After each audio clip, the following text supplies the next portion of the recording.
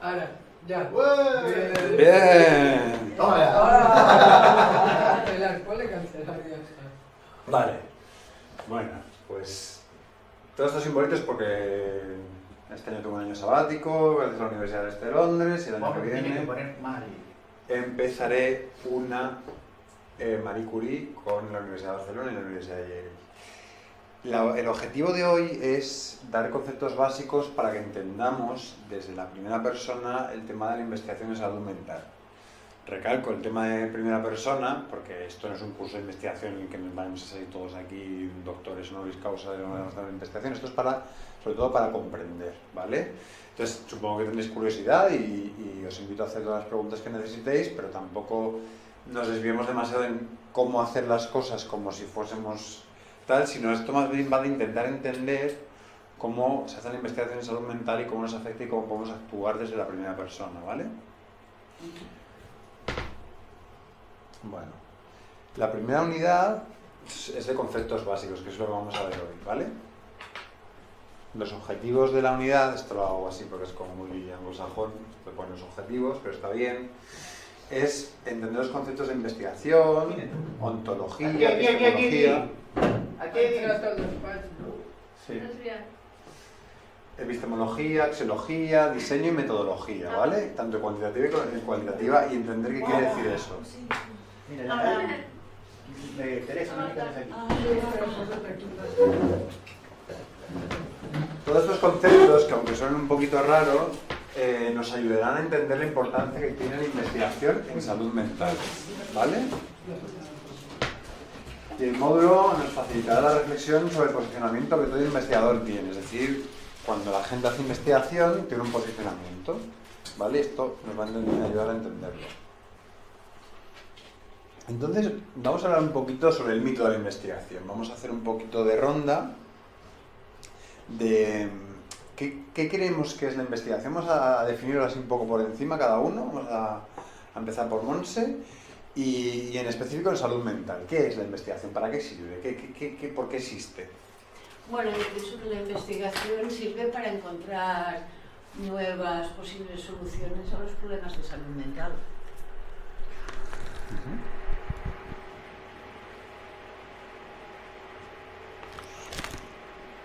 Eso es adquirir conocimiento. ¿Y quién lo adquiere? ¿Quién lo adquiere? Son los que investigan. Los investigadores, ¿no? Sí. Y después, ¿qué pasa con ese conocimiento? Pues,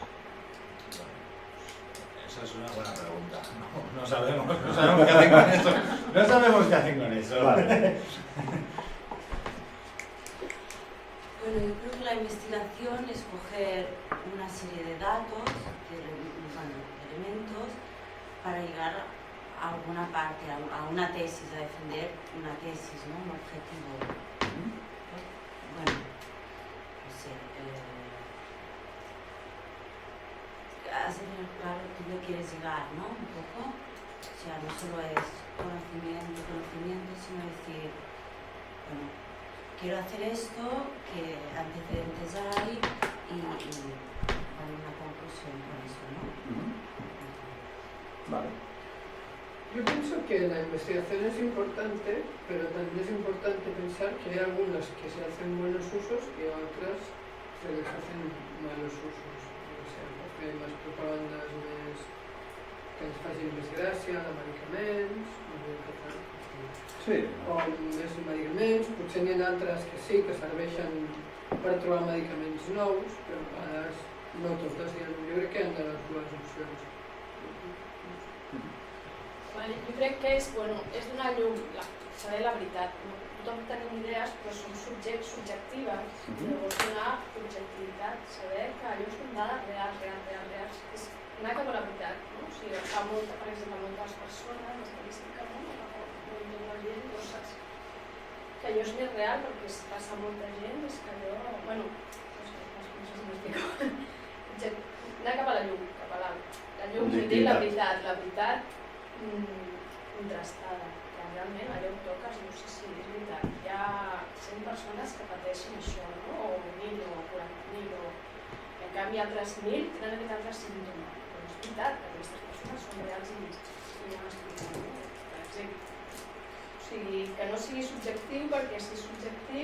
ens naveguem al caos, perquè cada un tindrà una idea. No? Vale. Coincide la pregunta.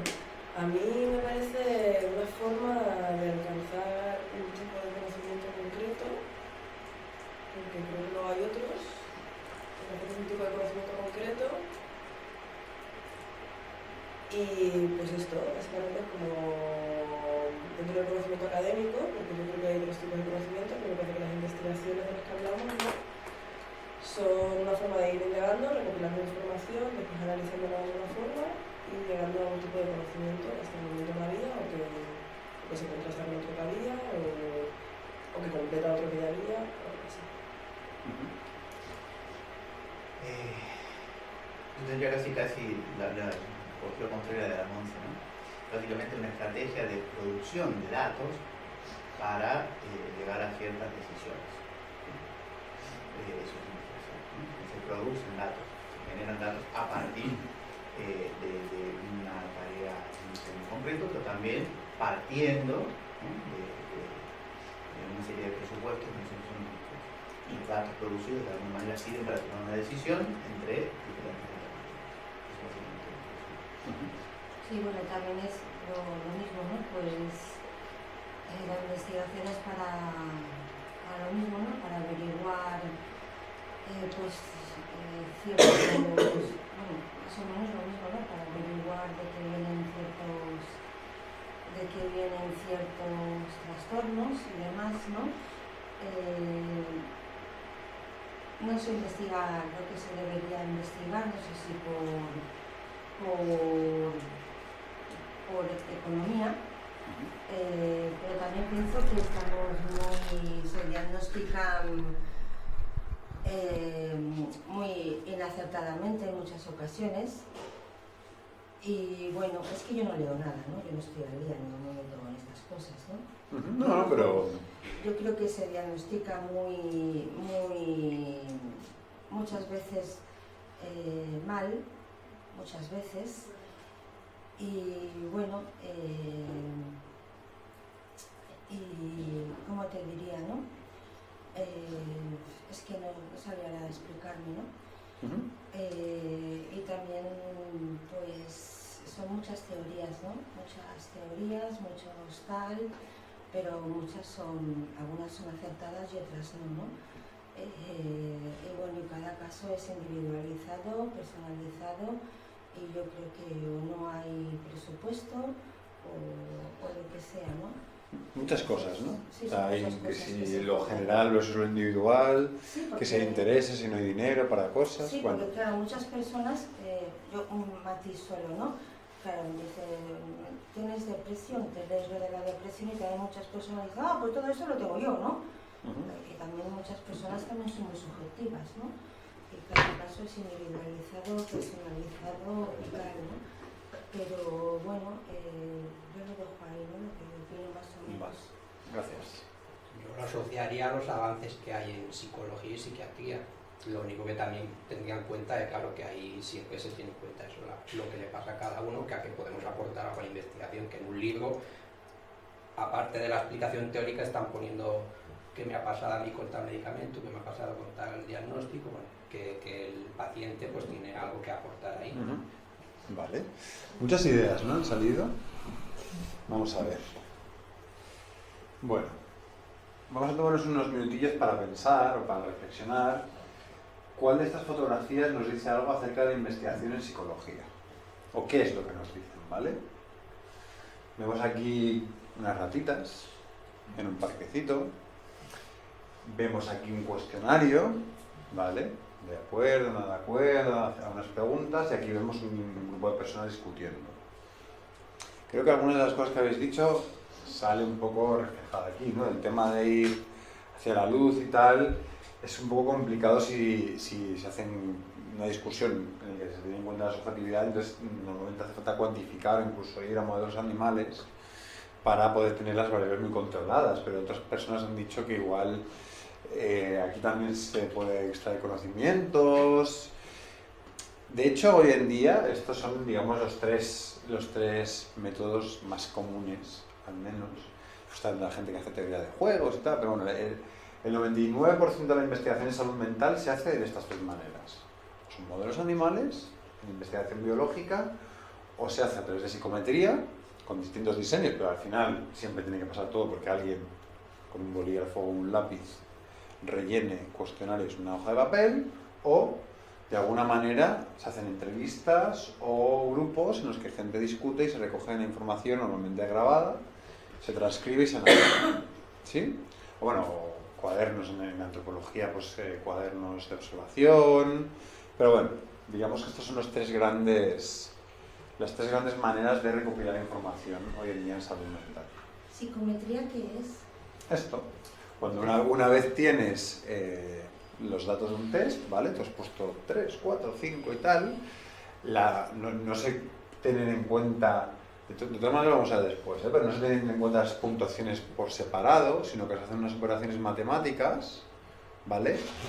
Para conjugar de algún modo las puntuaciones de cada pregunta, para que al final tengas 1, 2 o 3 cifras. Ah, vale, es como los test que te hacen de personalidad, esos de las 580 preguntas y tal. Y al final da 5 puntuaciones. Pues para transformar las 580 en 5, Vale, hay que hacer unas operaciones matemáticas. Es que luego yo puedo hacer un comentario sobre ello. Vale. Cuando a mí me dicen- Sí, yo también.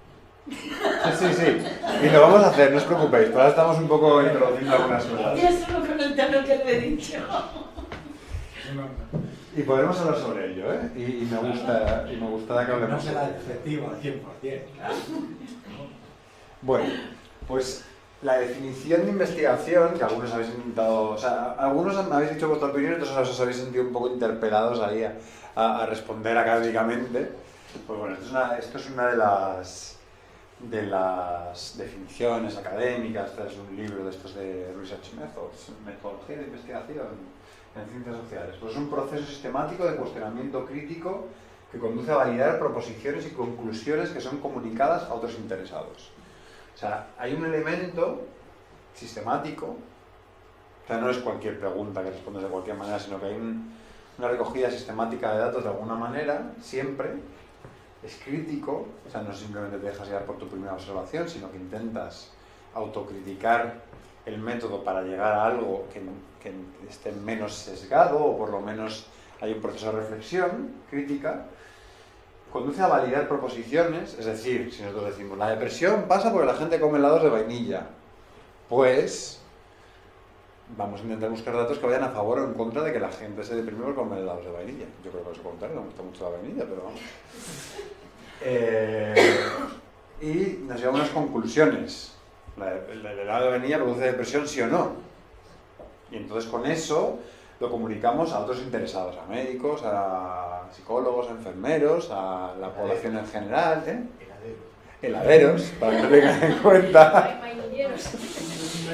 Para que lo tengan en cuenta, y de eso va la investigación, de un proceso de recogida sistemática de datos que se analizan de manera crítica, se validan o no proposiciones, hipótesis, ¿no?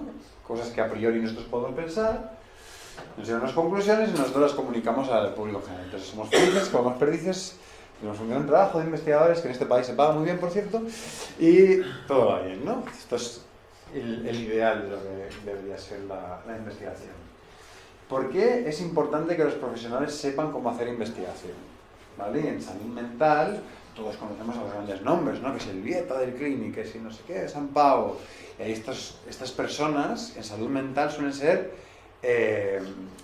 ser psiquiatras, sobre todo en el Estado español. La psiquiatría es la que tiene en los hospitales universitarios la propiedad de la investigación, suelen ser los jefes de servicio de psiquiatría. Y después en el ámbito académico hay gente, los psicólogos suelen tener más poder en el ámbito académico. En la Facultad de Psicología también se llevan a cabo investigaciones que a veces se hacen en conjunción, en colaboración con servicios de psiquiatría, a veces no, servicios de psiquiatría o centros de salud mental comunitaria u otras cosas, y a veces no, a veces se hacen con población en general, con estudiantes bastantes veces, o ahora pues por internet. ¿Cómo que ser profesionales? ¿Qué te refieres? ¿El que hace la encuesta? Psiquiatra, psicólogo clínico. ¿O el que hace la encuesta? ¿O el... No, más bien el que después ve pacientes, porque es importante que sepan cómo hacerla. no simplemente que estén al tanto de los resultados que va viendo, sino que sepan cómo hacerla. Porque es importante que sepan cómo hacerla. Y porque ahora, para muchas cosas, ahora por ejemplo, ya los psicólogos van a tener que hacer un trabajo de final de grado. Es decir, hasta ahora, al menos en España, un médico especialista o un psicólogo especialista igual nunca había hecho un trabajo de investigación. Ahora hay un cambio y se exige que al menos hagan uno. Si encima van vía máster, tendrían que haber hecho 2 al menos. Y en el proceso de grado y de máster, además, tendrían que aprender metodologías de investigación para poder interpretar las investigaciones. Entonces, ¿por qué es importante esto? O sea, porque estar al tanto, bien, vale, pues hasta hace no mucho los psiquiatras simplemente sabían que un fármaco era el más indicado para tal, y no se planteaban más. Ahora se plantean, no es que tienes que saber cómo se han hecho esas investigaciones, lo tienes que entender. Porque esto es importante.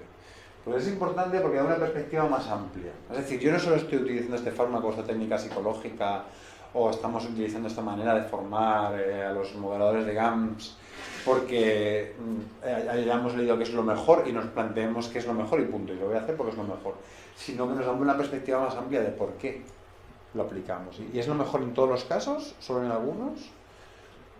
¿Es lo mejor siempre? ¿O solo con gente que tenía una experiencia previa? ¿No? Es una perspectiva más amplia saber cómo se ha llegado a las conclusiones, ¿vale?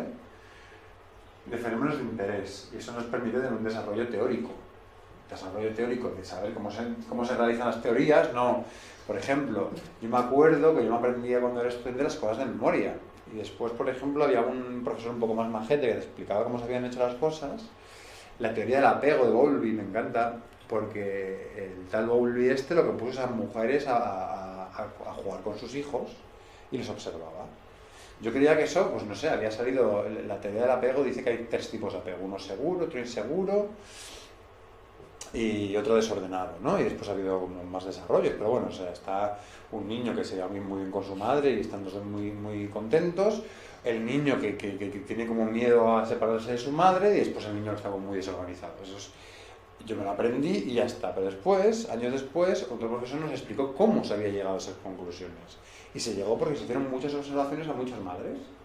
Y se llegó a la conclusión de que había como 3 tipos, claramente, de apego del niño con la madre.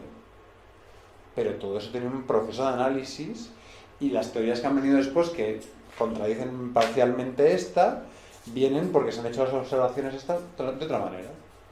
Y si no entiendes que haciendo cómo se han hecho estas otras observaciones, no entenderás por qué la teoría ha cambiado. Es decir, para que las teorías cambien, para que se llegue a la conclusión de que la vainilla causa depresión, se tienen que hacer experimentos, observaciones, se tienen que hacer cosas que de repente dicen, uy, pues igual esto no es así. ¿Vale? Dentro de poco me empezaré a meter ejemplos que no van a ser el de la vainilla, entonces empezaremos a tener más debate, pero no quiero empezar a pincharos porque... ¿Puedo poner un caso concreto que lo dijiste en tu formación? Sí. Las conclusiones pueden depender, como dice, ¿no?, de las observaciones. Ahora bien, el diseño que has hecho para generar una observación puede cambiar muchísimo las conclusiones.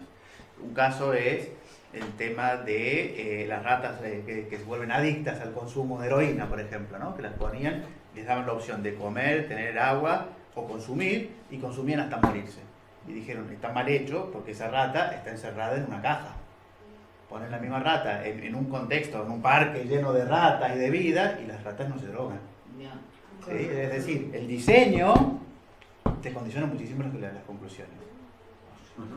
Además, mira, fíjate, la fotito de la rata esta es del cómic de Rat Park, precisamente. Ajá. Tiene un cómic. No sé si lo has visto. Bueno, después hay un tema de responsabilidad de los profesionales, ¿vale? Es decir, yo sé lo que estoy haciendo y yo lo puedo explicar, sé por qué lo estoy haciendo, no es simplemente no sigo a pies juntillas unas directrices y tal, ¿vale? O sea, me legitima como profesional. Los que somos profesionales de la salud mental o de la psicología, pues decimos, mira, yo hago lo que hago porque sé cómo se hace, ¿vale? O sea, sé de dónde proviene la evidencia, ¿vale? Facilita el desarrollo de nuevos enfoques, aplicaciones prácticas. Si las personas que están haciendo cosas de repente ven que haciéndolo de otra manera funciona mejor, son capaces de desarrollar experimentos u observaciones que demostrarán que eso funciona mejor y por qué funciona mejor. Entonces, las disciplinas se irán desarrollando. ¿vale? Esa es otra justificación importante de por qué los profesionales tienen que saber hacer investigación. Porque un día, si descubren algo ellos, un poco de manera intuitiva, lo pueden poner negro sobre el blanco y así la profesión irá mejorando. Y después fomentar el crecimiento personal y profesional. Esto también tiene sus luces y sus sombras. Hay gente tan centrada en hinchar su currículum que se olvida, sobre todo en salud mental, de que detrás de esos cuestionarios hay personas que están sufriendo. Entonces, bueno. Pero también es verdad que la gente que solo practica y nunca hace nada de investigación, sobre todo cuando tienen un tiempo en los hospitales universitarios, las personas que trabajan, los profesionales que trabajan, solo trabajan 4 días a la semana.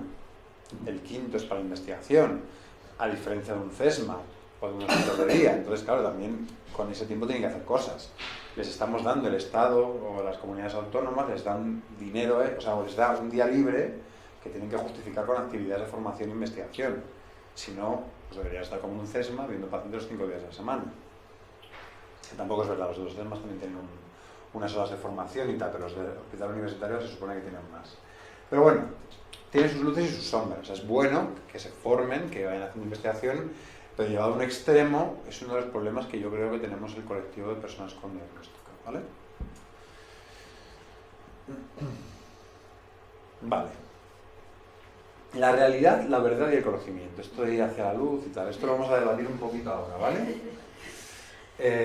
La filosofía de la ciencia es y esto es un poquito rollo, pero lo tenemos que conocer para entender lo que vamos a hacer los otros 3 días que dura esta formación, ¿vale? Siempre va a estar grabado, si no podéis venir un día pues no pasa nada, si podéis venir pues genial. Pero hay unos conceptos que suenan un poquito raritos, es un poco rollo.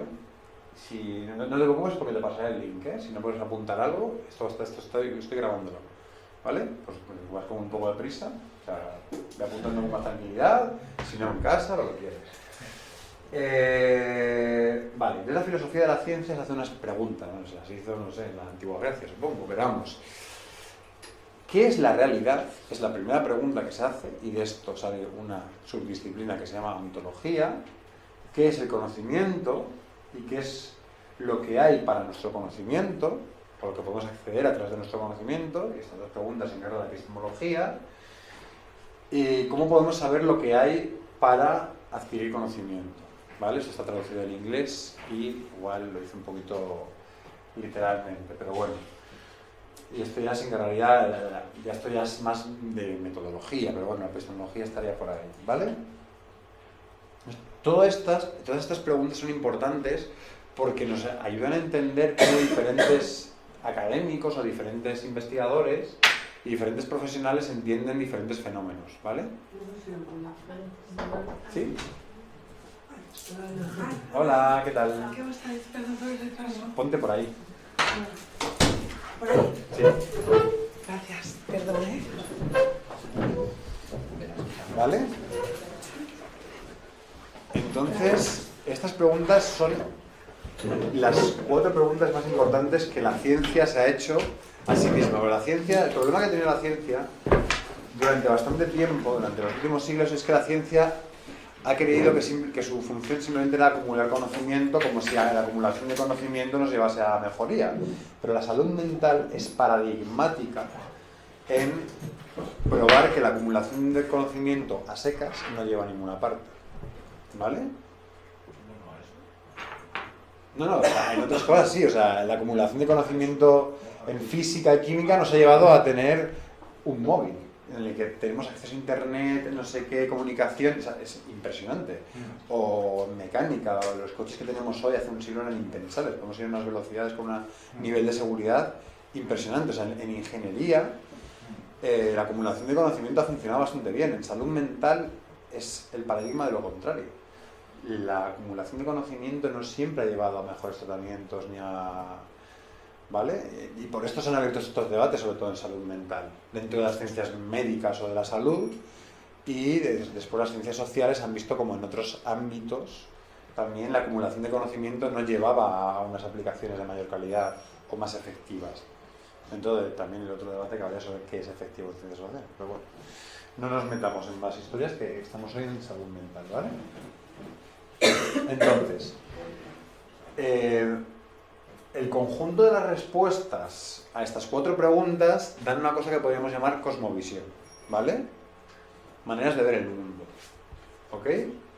Hay tres ramas filosóficas que conforman lo que se conoce como visión del mundo, cosmovisión, que es la ontología, que es lo que hay para saber, o sea, sé cómo es el mundo. La imagen de la realidad social está basada en una teoría, ¿vale? O sea, la imagen que nosotros tenemos de la sociedad y de lo que nos rodea y de la salud mental en específico está basada en una teoría. Podemos ser conscientes o no de tenerla. Probablemente la visión que tengamos está de moda ahora o está de moda durante los últimos 20 o 30 años y por eso la tenemos, ¿vale? No tenemos que haber ido a la universidad, ni estudiarlo, ni haber sido conscientes, pero lo vamos captando de diferentes medios de comunicación y entonces de repente un día decimos, ay, pues yo creo que esto es así porque, ¡pam! Y esto pues nos llega a través de diferentes medios. La epistemología es cómo podemos conocerlo. Es decir, vale, el mundo está ahí para conocerlo, pero nosotros tenemos que poner en práctica algunos métodos para conocerlo y esos métodos tienen como unos presupuestos. Ahora veremos qué tipos de epistemologías hay, ¿vale? Y después está la axiología, que de lo que se encarga sobre todo de decir si merece la pena y si hay valores en juego. Es decir, si es ideológicamente neutro o no, lo que conocemos o lo que no conocemos, ¿vale? Y esto es muy importante en salud mental, porque salud mental es una ciencia que a pesar de tener claramente una parte de ciencia social, se intenta pasar todo como neutral. Como que la política no afecta, no nos metemos en política, esto es lo que es, objetivo, tal, no sé qué, tal, y aquí no hay valores, estamos hacia la salud de todo el mundo, pero...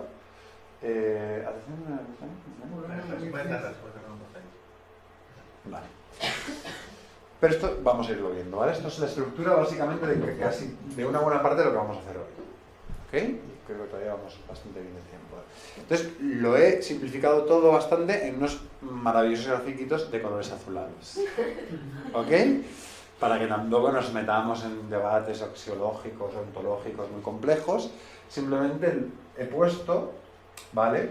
En ontología hay una perspectiva más objetiva o objetivista, ¿vale? Y una perspectiva más subjetiva o subjetivista.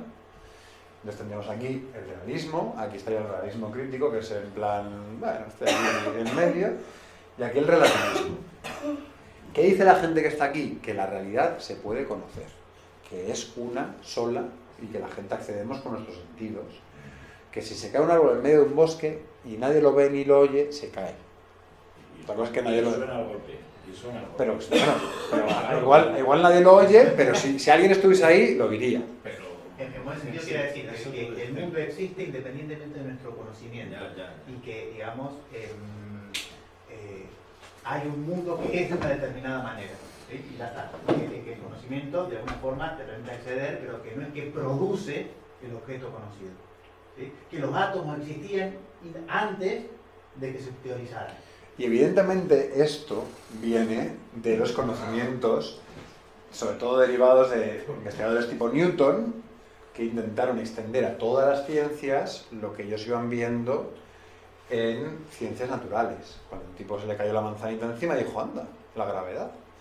Pues dijo, pues yo creo que podemos intentar aplicar este método a todas las ciencias, incluso a las sociales. Entonces intentó exportar ese tipo de conocimiento. Los problemas fueron dos para los realistas. Primero, que la física newtoniana se la cargó Einstein y unos cuantos más. Y Heisenberg y Schrödinger y una cuanta gente más. Es decir, que lo que parecía tan real y tan accesible igual no lo era. Y que, por ejemplo, el tiempo cambia según a la velocidad que te muevas y cosas estas muy complejas que no nos vamos a meter hoy, pero que en la realidad física incluso no es tan objetiva, pero ya la ciencia social, ahí ya sí que hay mucha subjetividad.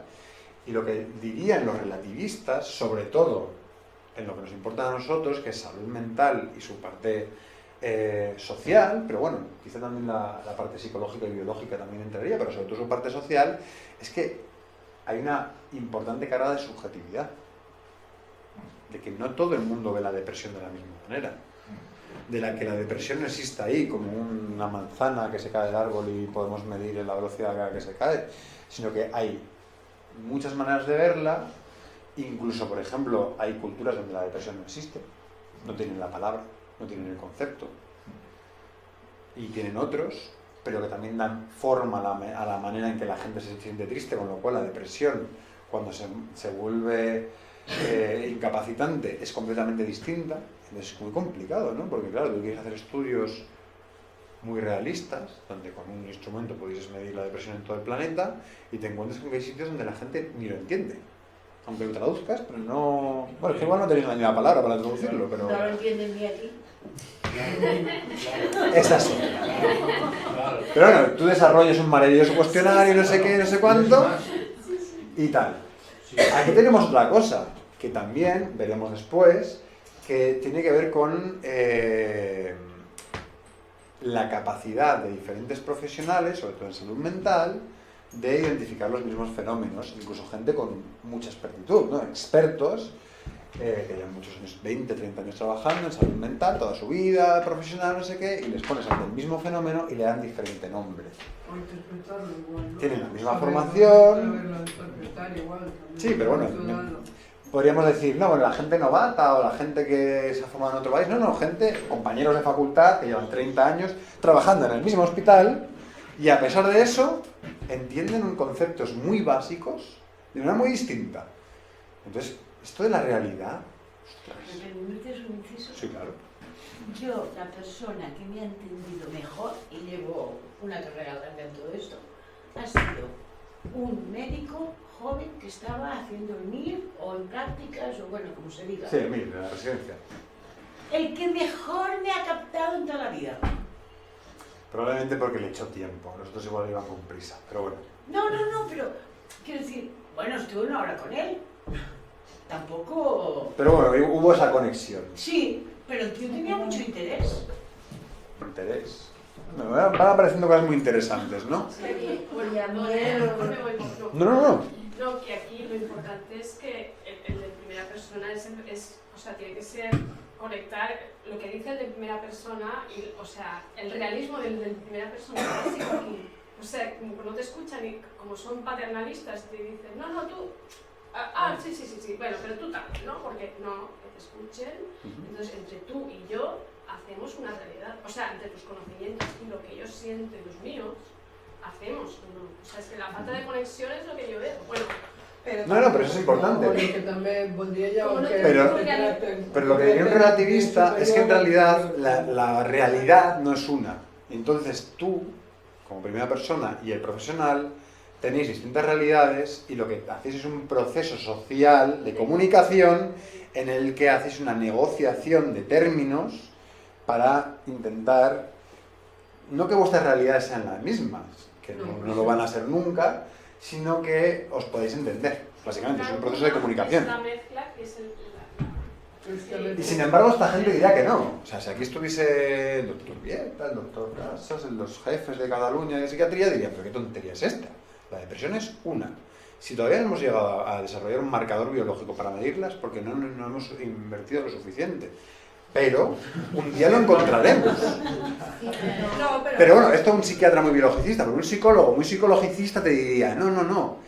Igual el inventario de depresión de Beck no funciona en todas las culturas, pero si tuviésemos financiación para hacer una adaptación cultural a todas las culturas del mundo, podríamos medir con unos ítems específicos el nivel de depresión de 1 a 100 en todos los seres humanos y sería muy homogéneo, válido y no sé qué.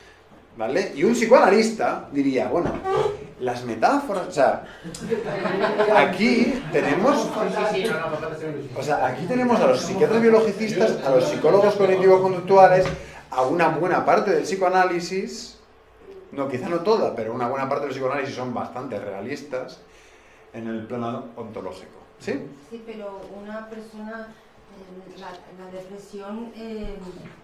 No todas las personas la viven igual. Exacto. Y aparte, dentro de tener una depresión se te pueden juntar otros trastornos, porque hay personas que son plurisintomáticas. Sí, bueno, pero eso daría igual. O sea, este hombre te diría, no hay problema. Yo te detecto lo otro con otro cuestionario o con una prueba biológica. Pero eso es la y cuando ha dicho Monse, sí. Yo, por ejemplo, la primera persona con la que yo me entendí, ahora no sé si ejerce en PIC, fue con el presidente entonces, que ahora no sé si lo es, de homeopatía de Cataluña, el doctor Roig, ahora no sé si lo sigue siendo. Y yo iba allí y yo le decía, usted habla muy raro. Y me decía, piensa lo que quieras. Y yo, Piensa lo que quieras. Pues piensa lo que quieras.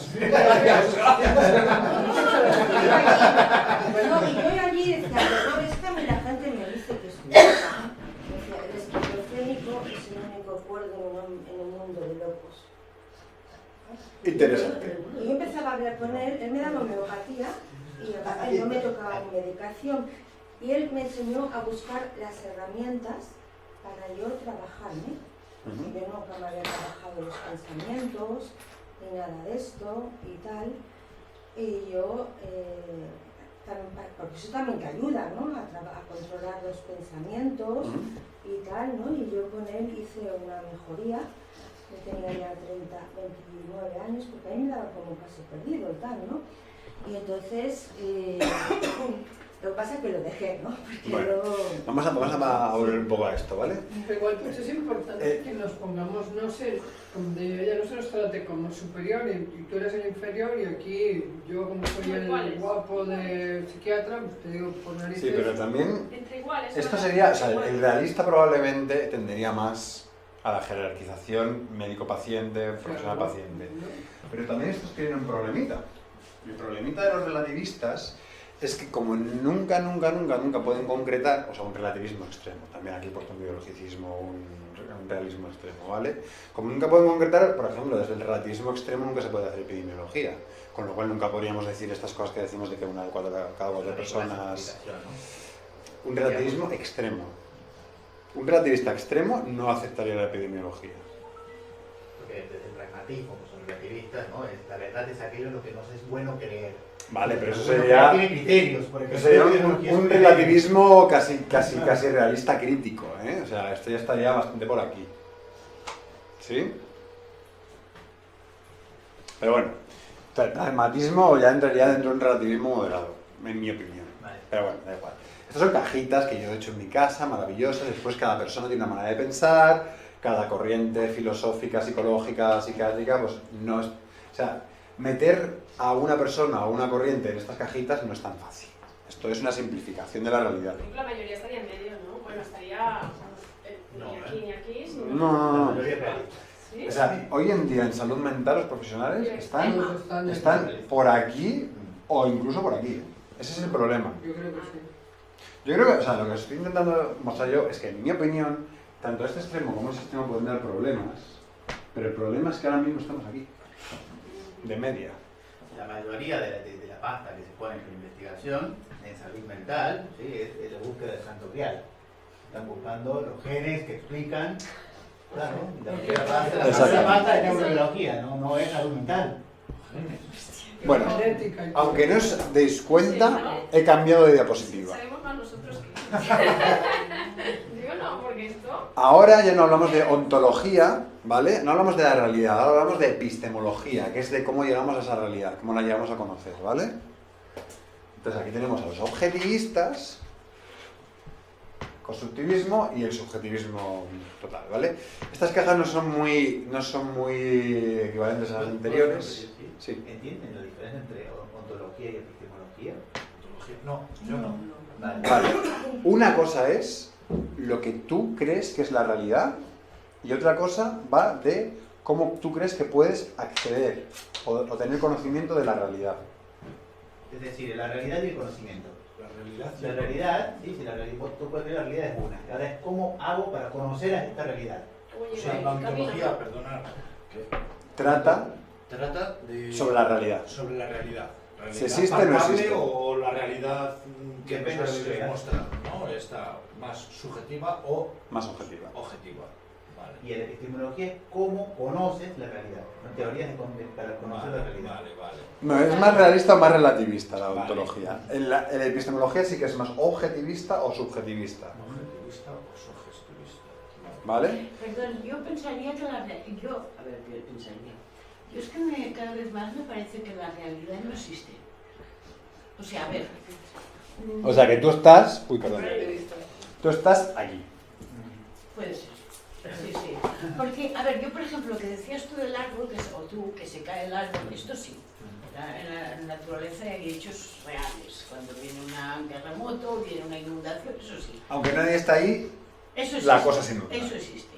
Ahora, en cuanto entera la persona, ya todo es relativo. No hay nada objetivo. Es decir, ¿tú crees que los neutrinos siempre existieron? Antes de que se teorizara sobre los neutrinos. ¿Qué son los neutrinos? Una cosa que tienen los átomos dentro. O sea, No, o sea, sí, los átomos. O las ondas de la A gravedad. ver, yo pienso que eso sí, o sea, ¿Sí? sí. Pero cuando ya entra el ser humano, la interpretación humana, Y los neutrinos no están interpretados. No hay una teoría por atrás que explica La luz, ¿no? La luz, los haces de luz aquí ahora mismo, ¿no? En este espacio entre mis bueno, manos pues entonces hay tampoco. algo. bueno, pero hay una realidad física. Pues Pero entonces tampoco. El árbol y prou. Hizo la casa de Sentix, ¿no? Sí, sí. o sea, a ver, en fenómenos físicos simples, porque los neutrinos es un poco difícil de entender, pero básicamente la primera vez que muchas personas vieron un árbol, le iban diciendo unga bunga, hasta que muchos dijeron, oye, si a esto que suele ser de madera y suele tener hojas encima le llamamos árbol, ¿todos de acuerdo? Sí, bien, guay, tal. Eso ya implicó una elaboración del conocimiento. O sea, la gente dijo, en vez de unga bunga tunga, pues eso árbol. Hay ya una construcción social de que un objeto se le llama de una manera, que todos llamamos de la misma manera. El problema... No todas las plantas son árboles. ¿Cómo? No todas las plantas son árboles. No. Es un sistema de clasificación. Claro. Y tienes que llegar a un punto donde hay una frontera. Claro, sí. Vale, esto no es un árbol, esto es un arbusto. Clasificado todo, claro. Es una clasificación, pero bueno, esas son cosas que se acceden directamente. El problema que tú pones es a las cosas que solo se accede a través de experimentos.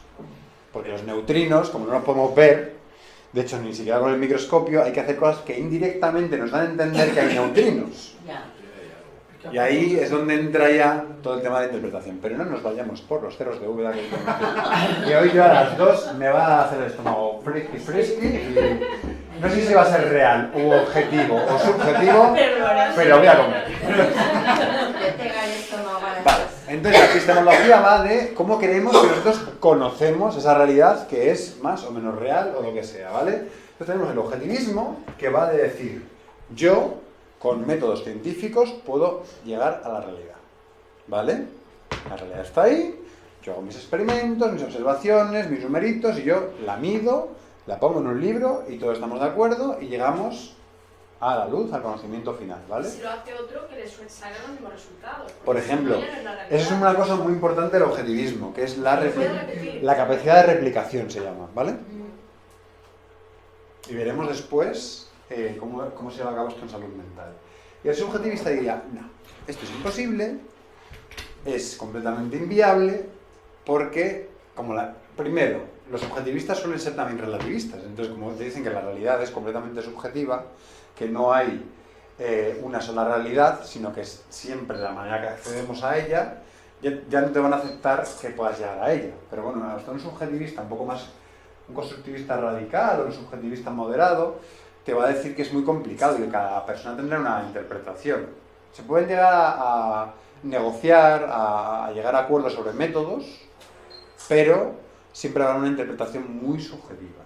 Los constructivistas están en medio, lo que dicen es que ellos reconocen que es importante tener en cuenta que hay una interpretación, es decir, esta gente pone mucho peso en el tema de la interpretación, ¿vale? Igual que existe el constructivismo, también hay la hermenéutica y otras cosas que tienen que ver, no son exactamente epistemología, pero dan un peso muy relativo, muy específico, a la interpretación y al estudio de la interpretación. O sea, esta gente, por ejemplo, ha desarrollado mucha teoría de cómo nosotros pensamos sobre nuestros pensamientos, que esto es una cosa que ahora se está haciendo con psicosis, los tratamientos metacognitivos. Es decir, a mí esta gente me parece bastante interesante porque dentro de una posición pragmática le dan bastante importancia a cómo la gente piensa sobre lo que piensa y cómo los científicos piensan sobre sus objetos de estudio a la vez y cómo las personas con trastornos psicóticos piensan sobre sus alucinaciones, por ejemplo. Esto es bastante interesante y está como un poquito en el medio, ¿vale? Ellos aceptan, algunos más y algunos menos, que se puede llegar a un conocimiento, No es un conocimiento, esta gente se lo hace en investigación más cualitativa, o si le hacen cuantitativa más idiosincrática, ¿vale? Es decir, por ejemplo, estos son un poco los de crea tu propio cuestionario, porque lo vas creando tú. La rejilla esta que utilizan en la UB va de crear un cuestionario que se cuantifica, pero tú haces los ítems. Según tu familia, según las cosas que son importantes para ti, y después, a posteriori, se hace una cuantificación, pero es una cuantificación de lo que a ti, de lo que tú has llevado a ese día a la sesión. Quién es importante para ti y cómo es importante para ti. Es importante porque se enfada mucho, porque se enfada poco, porque es bueno, porque es malo, porque es simpático, porque es antipático, ¿vale? Sin embargo, esta gente, en lo que se refiere a la salud mental, intentan encontrar marcadores biológicos o medir con cuestionarios que a todo el mundo se le dan el mismo. ¿Vale? Vale, más o menos lo tenemos. Es un poco difícil la diferencia entre ontología y epistemología, porque uno es directamente, o sea, el lado este de la flecha, en la anterior, va de que la realidad no existe y para cada persona hay una realidad. Y según tú accedes a la realidad, pasan cosas diferentes. En el plano epistemológico, esta gente directamente te dirá, es que no puedo llegar a la realidad, pero aquí ya está la acción de llegar a ella o no, porque está en juego el conocimiento. En el otro, están opinando de la realidad en sí mismo. Aquí es sobre cómo tú accedes o no a la realidad. Esta gente dice que directamente así. ¿Existe? Sí. ¿Accedo? Directamente. ¿Estos existe? Sí. ¿Accedo? Bueno, indirectamente. ¿Estos existen? No. ¿Accedo? Imposible. ¿Vale? Coincide un poco con lo anterior, más o menos.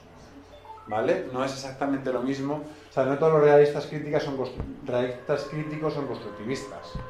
¿Vale? Esto es unas cajitas que ha hecho Fran en su casa, pero más o menos es... ¿Las cajitas no son reales? No. Están construidas. Son objetivas.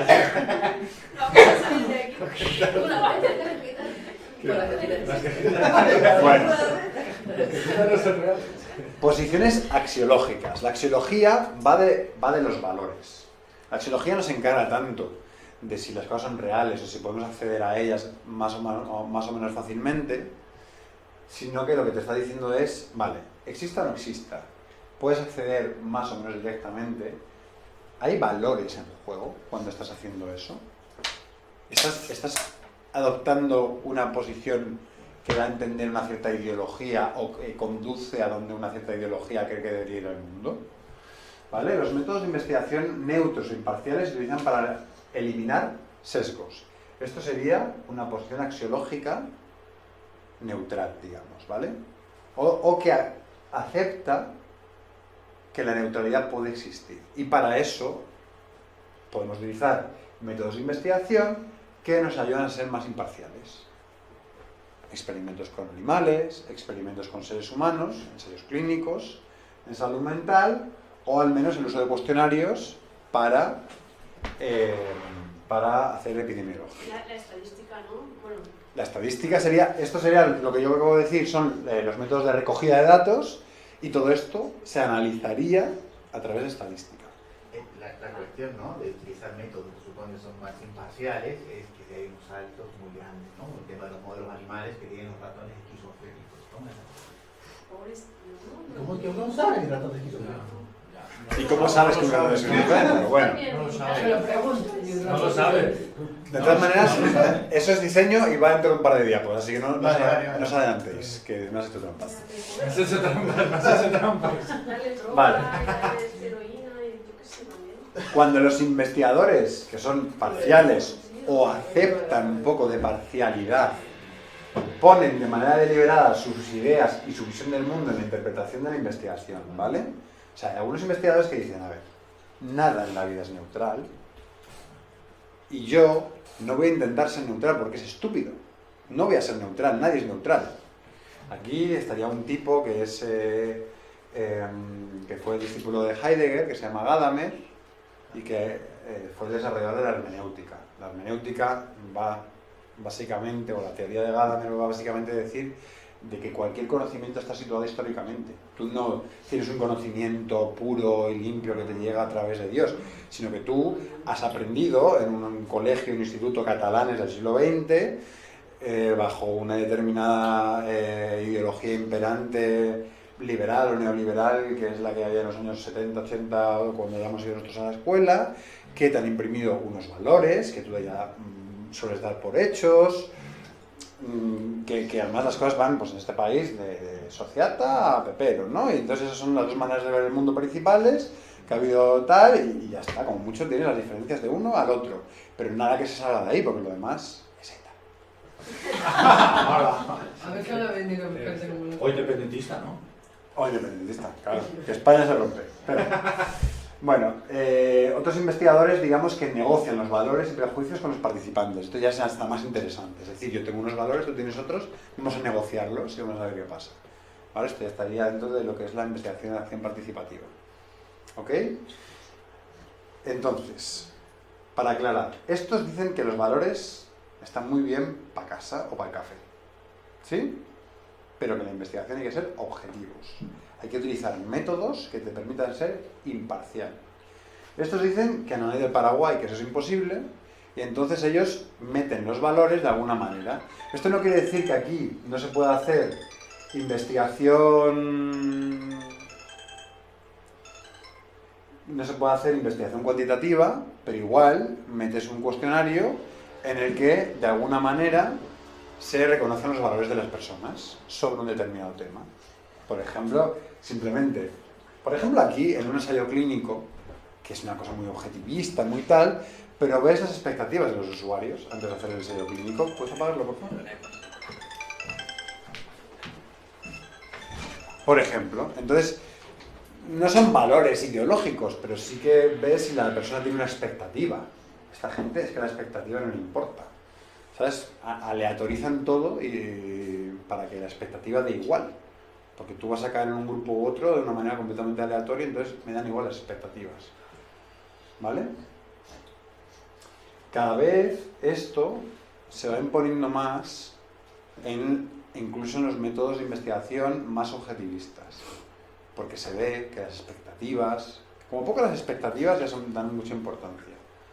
Pero las maneras de ver el mundo también te van a hacer actuar, incluso en los experimentos, que se supone que todo está muy controlado de una manera u otra. Por ejemplo, no sé si habéis oído hablar de un experimento que se hizo en Stanford y era una cárcel, pero una cárcel hecha a base de estudiantes, pijos, porque Stanford es una universidad que barata no es, hijos de americanos con mucho dinero, que pueden permitirse pagar 30 o 40 mil dólares al año, no sé cuánto sería en aquellos tiempos, pero ahora sería eso, imaginaos pagar 25.000 euros al año de universidad. ¿Quién se lo puede permitir? Pues estudiantes de Stanford que eran aleatorizados, es decir, no había nada de sus características personales que tuviese que ver con si iban a ser carceleros o prisioneros. Tiraban una moneda al aire, tenían un programita informático, iban cada uno a tal. No había nada. Eran estudiantes completamente normales, sin problemas de ningún tipo, además se había hecho unos test psicológicos muy buenos, ¿no? Para saber que no tenían ningún problema de salud mental, ni tenían riesgo de ser violentos, ni nada. Y lo que veían es que los que hacían de prisioneros tendían a ser un poquillo rebeldes y los que hacían de carceleros tendían a ser ultraviolentos. Gente con cero antecedentes penales, cero antecedentes de violencia, tendían a comportarse como carceleros de... ¿Vale? Entonces, estos desde el punto de vista objetivista te dirían, ¿ves? Hemos conseguido aislar una variable independiente, que es ser prisionero o carcelero, y la variable dependiente de violencia se produce independientemente de tus características personales. Hasta este experimento, el problema que tuvo es que era muy violento. Generaba violencia, entonces tenía unos problemas éticos importantes. Pero dicen, cuando han hecho cosas similares, no han hecho esto, han hecho otro que es parecido, que es de dar calambres, pero los calambres no son de verdad, ¿vale? Pero también te vas equivocando en preguntas, entonces la persona que cree que es un experimentador, pero en realidad es el sujeto experimental, va dando calambres a una persona que se supone que estaba equivocando en preguntas, ¿vale? Pero no es verdad. La persona que recibe los calambres es un actor. Lo que se está midiendo es cómo de cruel puede llegar a ser la gente por las órdenes de otra persona. La obediencia a la autoridad. La El obediencia. otro te está diciendo, dale una descarga y hasta dónde obedeces. O lo que se mete en el que se O llega a el meter en el placer rol. que le... Sí, pero bueno, eso da igual. Te consiguen meter en el rol porque te ponen una cosa como muy... ¿Hasta dónde sí? Si tú ves a lo mejor a alguien ahí... Un científico te lo dice, ¿hasta dónde A ti sí? te está... Bueno, estos dos experimentos son experimentos clásicos americanos de los años 70. El de la cárcel y el de Milgram de los calambritos de tal. Uno, no sé, el otro era el Zimbardo, sí. El de Zimbardo no se pudo repetir porque hubo problemas muy éticos, muy graves. El otro, como no eran los calambres reales, se ha repetido. Y cuando se fue a hacer con un pueblo indígena de la Amazonia, la gente se le quedaba mirando al tipo y decía, pero yo le voy a dar un calambre a mi vecino. Está bien.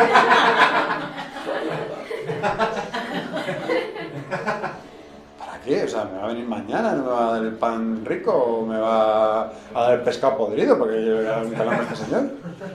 Entonces, ¿vale? Ahí había una historia axiológica. Es decir, si lo haces con americanos que están muy acostumbrados de una universidad, entonces están muy acostumbrados a pensar en experimentos y tal, en estudiantes de psicología, entonces ya tenían lo que es un experimento lo tenían en su cabeza. Y los valores que ellos tenían en la cabeza es que es bueno hacer experimentos porque conduce a un conocimiento cierto y no sé qué. Pero al tipo de la Amazonia, que o sea, experimento le suena a probeta como mucho, y que lo que él sabe es que a sus vecinos tiene que estar bien con ellos porque es como le va bien la vida y le dan el pescado fresco y el pan recién hecho. Digo, yo meter un calambre a otros, que estamos siendo... ¿Vale? Entonces allá había un problema que no tenía que ver con la ontología o la epistemología o incluso los métodos, tenía que ver con la axiología, los valores. Hay gente que pone por delante los valores a la objetividad, entonces, o que ni siquiera entienden muy bien lo que es la objetividad porque no les importa que no quieren hacer daño a otra persona, pase lo que pase. Eso es una cosa axiológica. ¿Vale? La objetividad en sí también es un valor, ¿no? También, claro.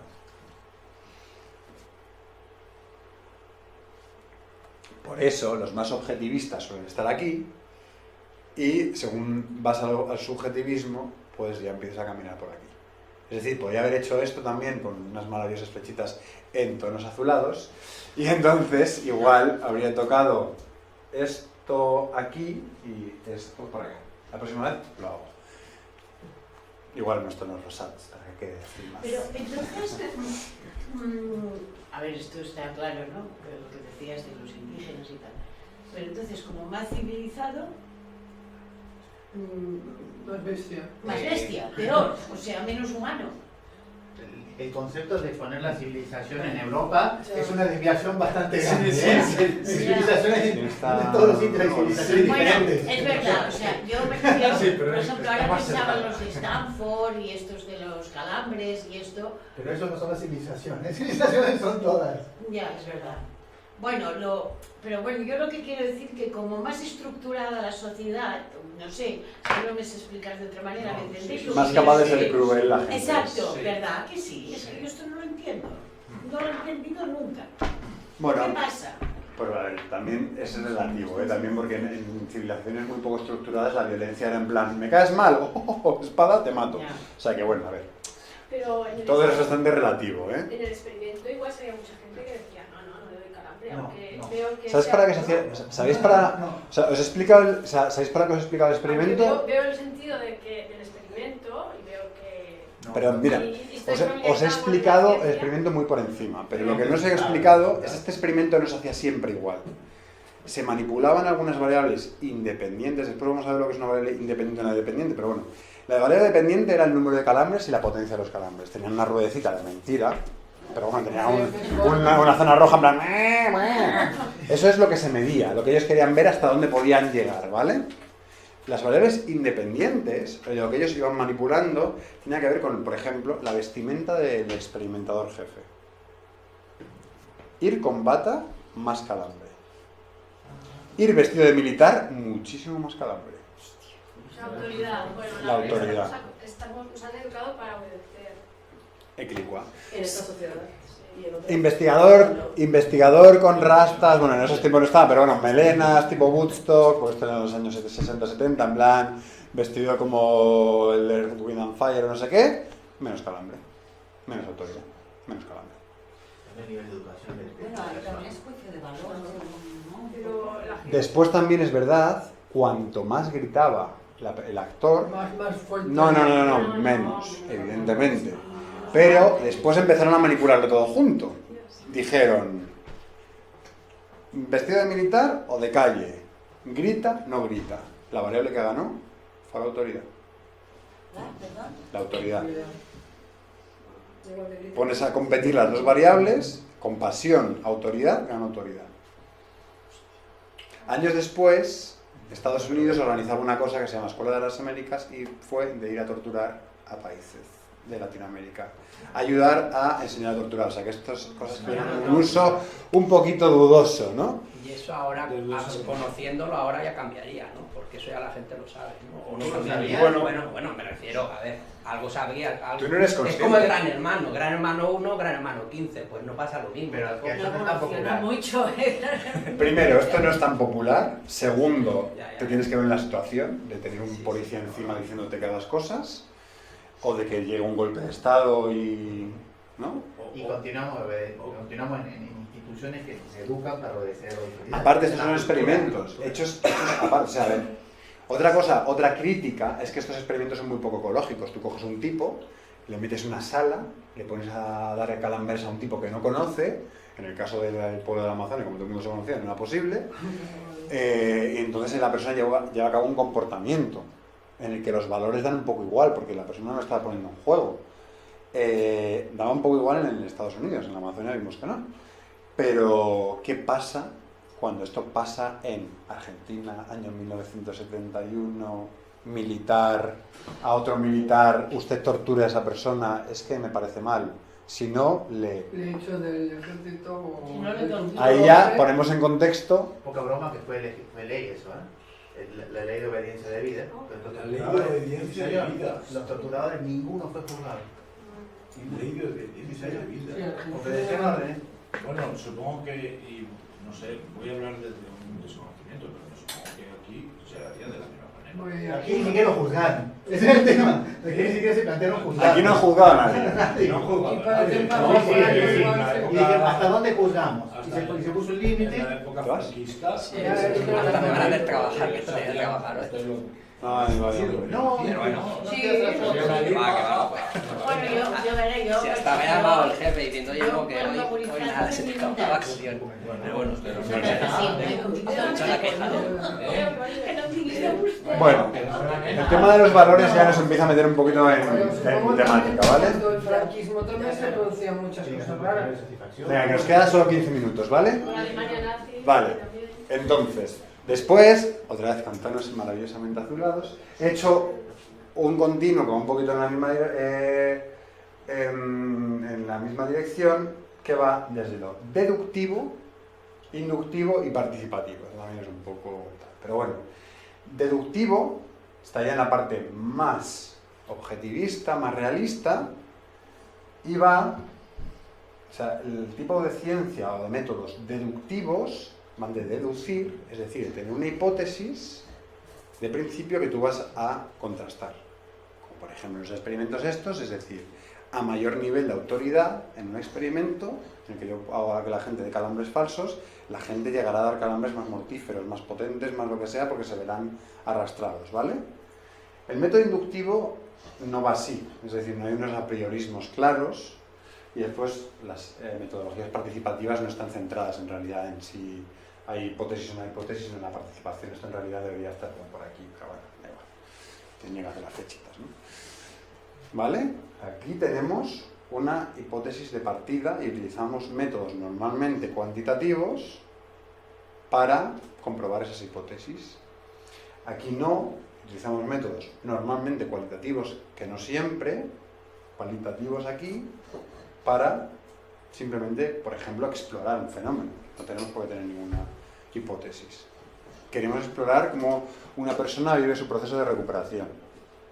Pues no sé, no me hace falta hipótesis, quiero ver cómo es.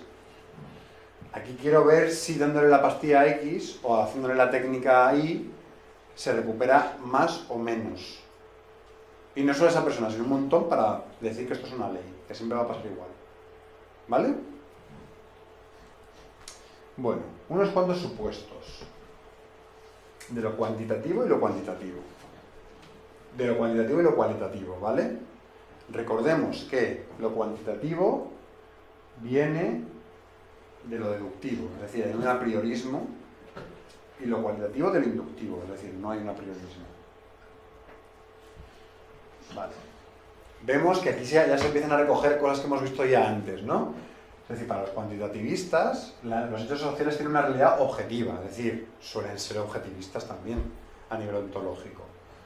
Mientras que las personas que utilizan metodologías cualitativas creen que la realidad está socialmente construida.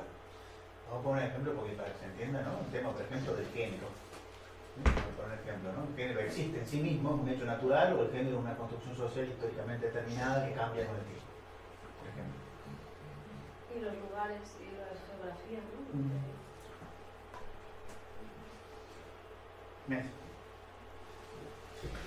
Vale.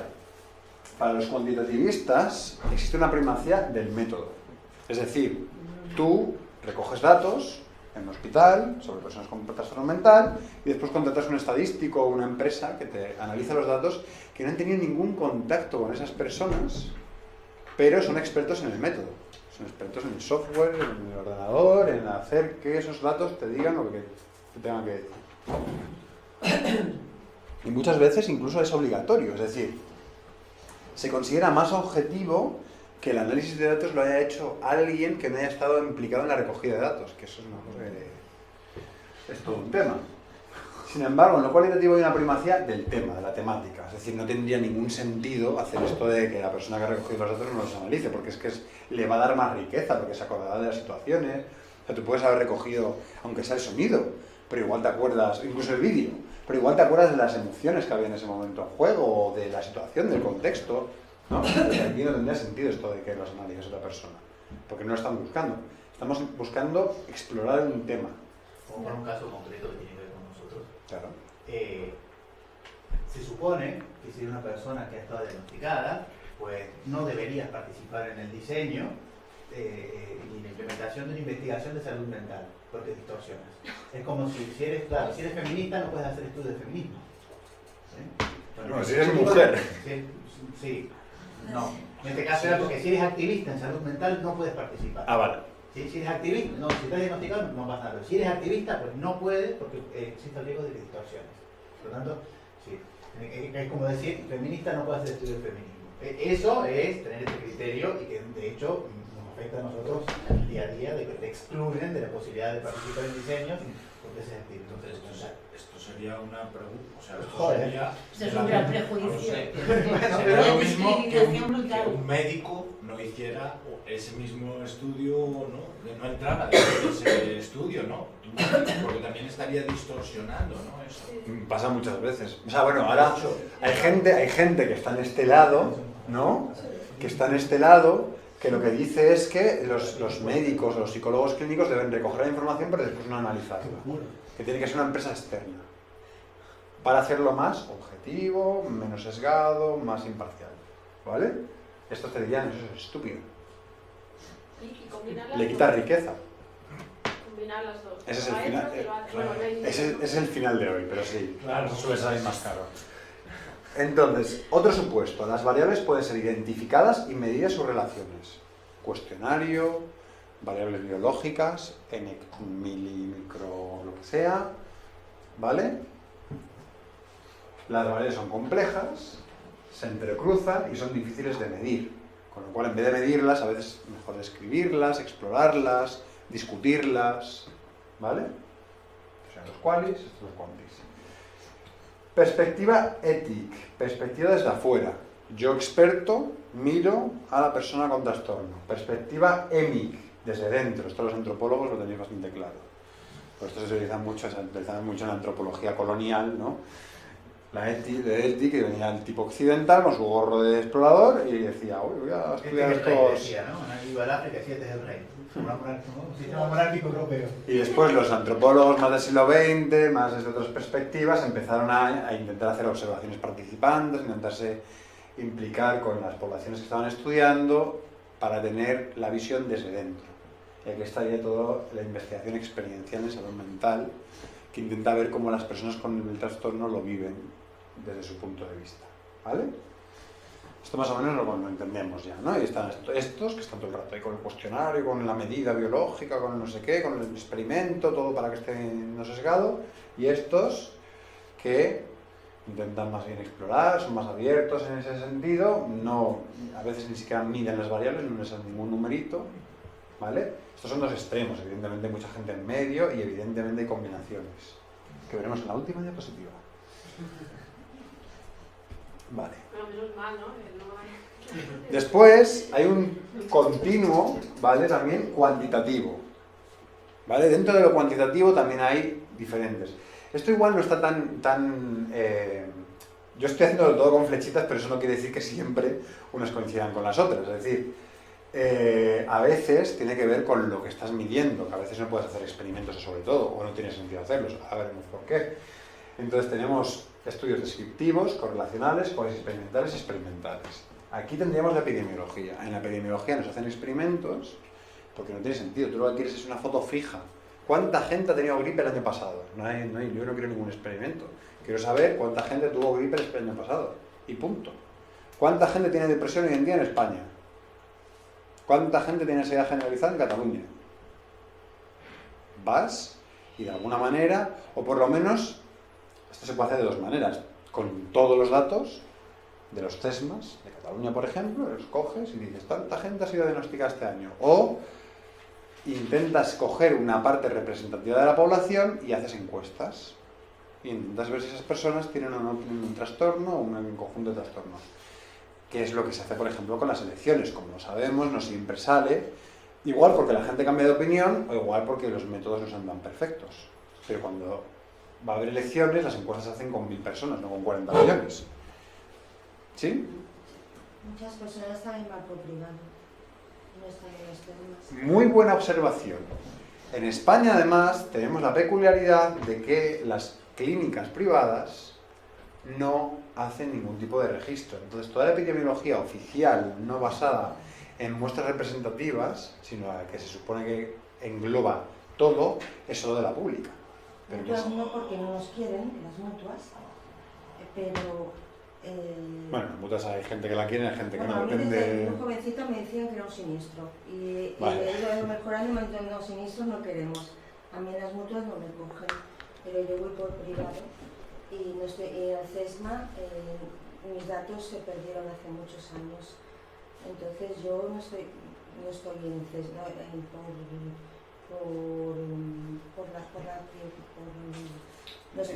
Sí, tú no eres un diagnóstico ahora mismo en el Estado español, ni en Cataluña, por ejemplo. Pero la mutua depende de lo que pagues.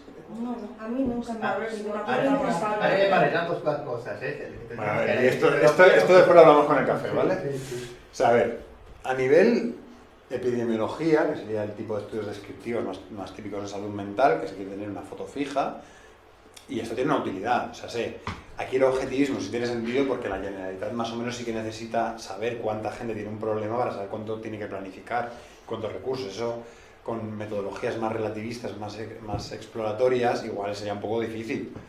No vas a hacer 40 millones o 7 millones de entrevistas o tal. No, lo que aquí necesitas un número para saber a cuánta gente tienes que dar recursos o a cuánta gente tienes que dar servicio. El problema, como bien apuntas, por lo menos a nivel datos oficiales totales, es que una buena parte de la salud mental en este país, o en este estado, no coño sea, porque no sé ni dónde estamos, no se registra de ninguna manera. Tú vas, pagas, en un sobrecito, hasta luego. Bien, importante esto, ¿eh? Esto es una cosa a recordar. Correlacional. Lo siguiente ya va de coger muestras. Estas muestras pueden intentar asemejarse a la población general, que en salud mental no se suele hacer mucho, y cuando se hace cuesta mucho dinero, o coges a tus pacientes, que es lo que hacen todos, o sea, que esto es básicamente lo que hace el 80% de la gente que hace estudios de salud mental. Los pacientes de Valdebrón, de tal día a tal otro, los pacientes de los 4 CESMAS de la zona de no sé qué, durante 2 años. ¿Vale? Y entonces coges a toda esta gente y los correlacionas. Hay más, simplemente, mira, esto es muy fácil de coger. Diferencias de género. Pues coges y dices, ¿cuánta gente consulta en CESMAS? Si hay mayor proporción de mujeres, ya está. Suele haberlo. Eso no quiere decir, pero claro, ahí está la trampa de los estudios correlacionales. Eso no quiere decir que las mujeres tengan más depresión, igual que son más abiertas a decirlo y los hombres nos lo escondemos más o lo soltamos por otro lado. Es como los casos de bulimia y anorexia, hay muchos más casos de hombres de los que se dicen, hay más porcentaje. Sí, pero suelen salir como vigorexia. Ahora, se está empezando a ver que se matan en el gimnasio. En el tema de la correlación, los medios de comunicación confunden sistemáticamente correlación con causa. Y te presentan como un factor como causa del otro, cuando en realidad simplemente están midiendo frecuencias relativas relacionadas. Lo que estaba diciendo antes, ¿no? Que haya muchas más mujeres que están diagnosticadas de depresión, no es que ser mujer sea una causa de depresión, ¿sí? Simplemente es correlación, no es una causa del otro. Los medios permanentemente presentan correlación como causa.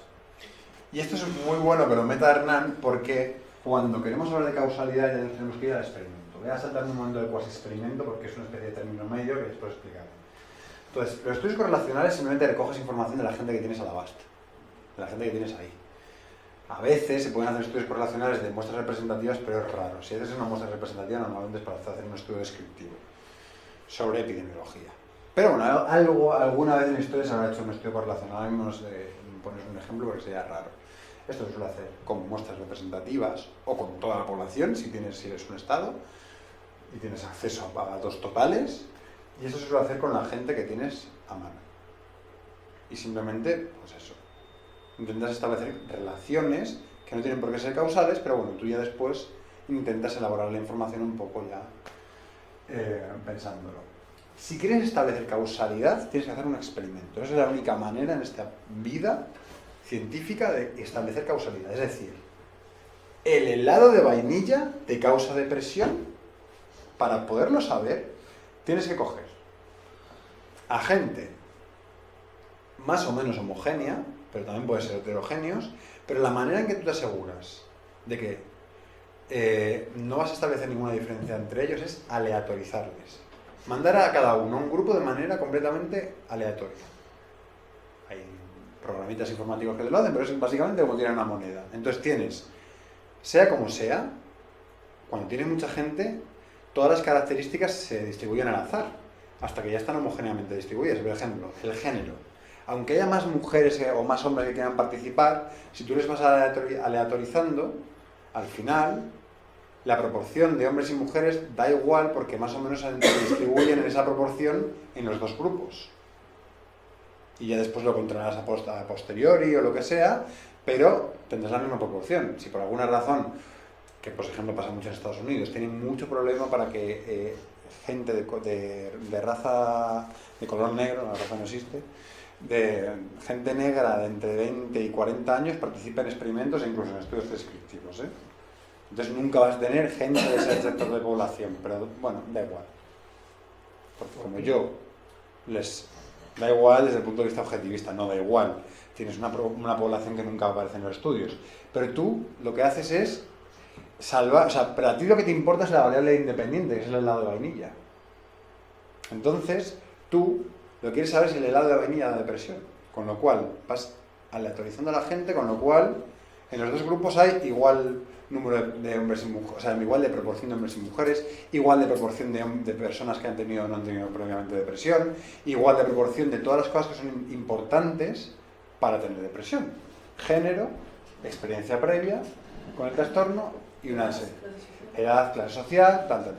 Aparte, cuando después haces el análisis, normalmente haces una tablita de la gente que ha caído en el grupo con el helado de vainilla y grupos sin helado de vainilla, el helado de vainilla o antidepresivo, o terapia cognitivo-conductual, ¿vale? Y te aseguras que la aleatorización ha funcionado. Es decir, que no había diferencias de proporción de género entre un grupo y el otro. Que no había diferencias de proporción en el número de personas con experiencia previa de depresión. Que no había diferencias de gente en peligro de exclusión social. Que no había diferencias de proporción, es decir, si aquí hay 20% de personas con problema de exclusión social, aquí ha tenido que haber otro 20%, o algo similar. 40% de mujeres, 40% de mujeres. 5% de personas con depresión previa, 5%. Y entonces, esto es a posteriori, pero cuando ya les tienes aleatorizados, que en realidad va pasando, o sea, la gente pasa, dicen grupo A o grupo B. No es una cosa que pase después a gente, bueno, en el caso de la presión sí, pero en ensayos clínicos no.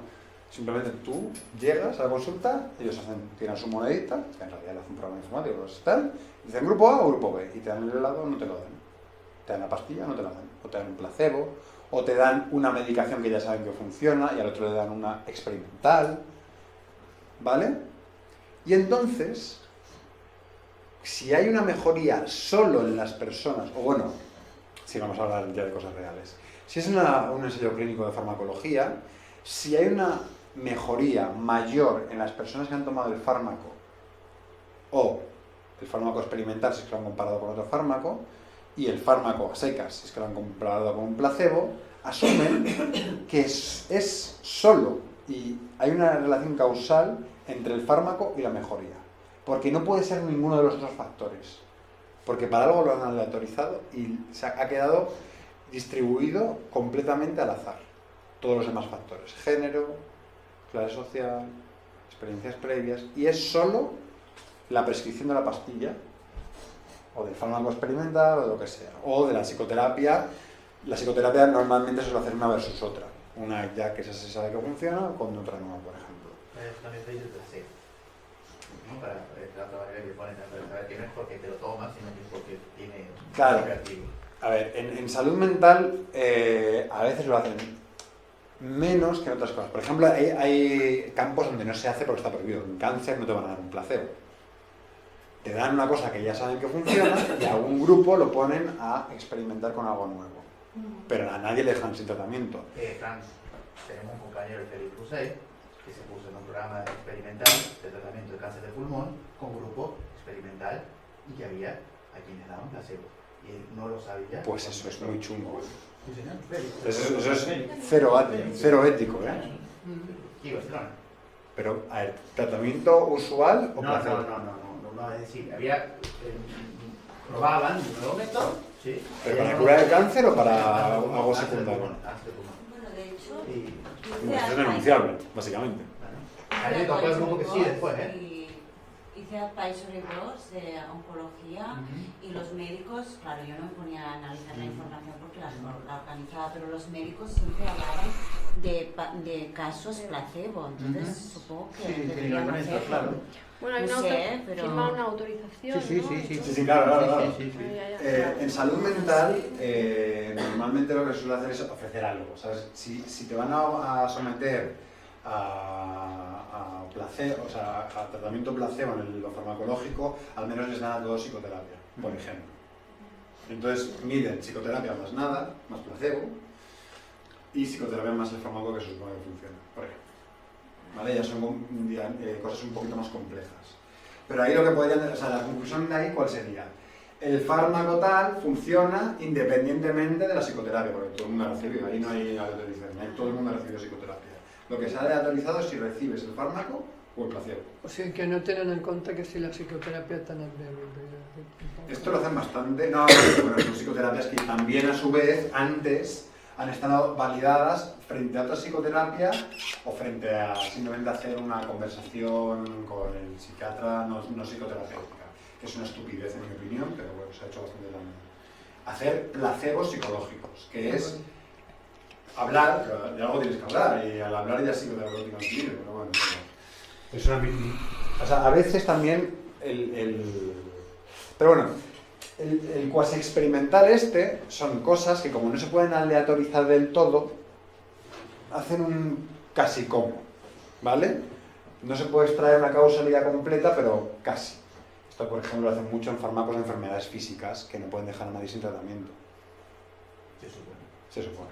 Esto será denunciable. Pero bueno, por ejemplo, en cáncer lo que harán es... No, en cáncer lo que pueden es aleatorizar a una persona que recibe un tratamiento usual. Cuasi experimental sería algo que no se puede cambiar, perdón. Por ejemplo, el género. Tú no puedes aleatorizar el género. En plan, tú vas a ser una mujer ahora y tú un hombre. Claro. Podemos hacer esfuerzo, pero no.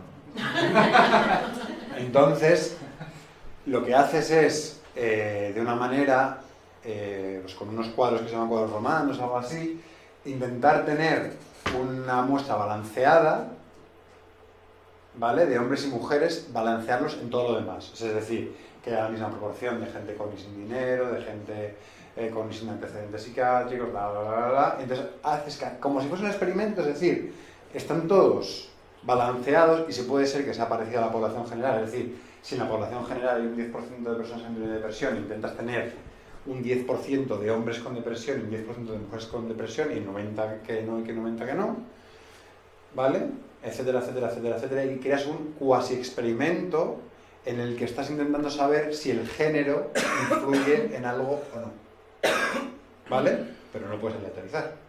Tú puedes aleatorizar recibir la pastilla o recibir la psicoterapia sí o no, pero ser mujer no, u hombre no lo puedes aleatorizar. De hecho, haber tenido experiencia con un trastorno tampoco. Con lo cual, controlas por muchas variables y pones a gente con diagnóstico frente a gente sin diagnóstico, ¿vale? Entonces eso sería un cuasi experimento. Y balanceas todo lo demás, o sea, vas reclutando gente con diagnóstico de menor nivel social, de mayor nivel social, entonces vas, vale, ya tengo tantos, entonces cuando ya tienes las proporciones que querías, terminas el cuasi experimento. Con esto, casi se puede decir que una cosa está influida o no por el género o por haber tenido un diagnóstico previo, pero es casi. Problema de los experimentos y los cuasi experimentos, que son muy bonitos, y es verdad que la variable independiente queda demostrado que influye o no influye, pero muchas veces son poco representativos. La gente que participa en los experimentos suele ser gente muy determinada. Estudiantes universitarios, el 99%, bueno, estudiantes universitarios y militares, el 95% de los experimentos que han hecho en la historia de psicología. Militares, ahora.